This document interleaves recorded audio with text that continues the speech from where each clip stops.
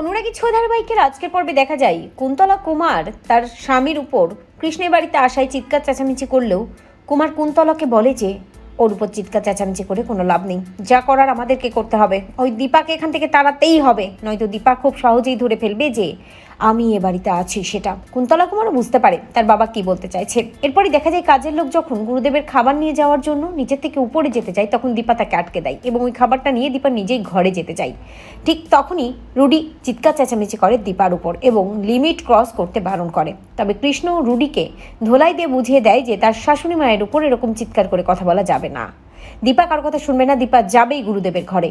ঠিক তখনই কুন্তলা কুমার সূর্যকে ডাকে এবং সূর্য দীপাকে বকাঝকা করে এবং দীপাকে নিয়ে ওই বাড়ি থেকে বেরিয়ে যায়। তবে রূপা তার বাবার সাথে যায় না। রূপা তার বাবাকে স্পষ্ট জানিয়ে দেয় যেহেতু কৃষ্ণর সাথে তার বিয়ে ঠিক হয়েছে তাই সে বাড়িতে থাকতে পারে। দীপা বাড়ি থেকে বাইরে বেরিয়ে রূপাকে ফোনে SMS দিয়ে জানায় যে তুই ও বাড়িতেই থাক রূপা, যে করেই হোক সোনাকে কিন্তু বাঁচাতে হবে, ওই গুরুদেবকে পালানোর সুযোগ দেওয়া যাবে না।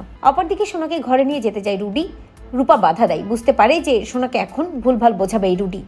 তবে রূপা বাধা দিলেও সোনা কিন্তু রূপার উপর চিৎকার চেঁচামেচি করে রুডির সাথে ঘরে চলে যায়।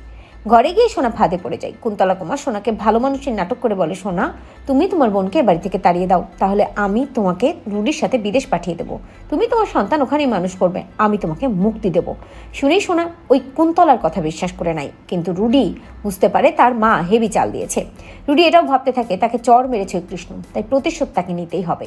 তো বন্ধুরা, তোমরা এটাই চাও তো যে ভয়ঙ্কর চক্রান্ত থেকে যেন সোনাকে উদ্ধার করতে পারে রূপা? কমেন্ট করে জানাতে ভুলো না।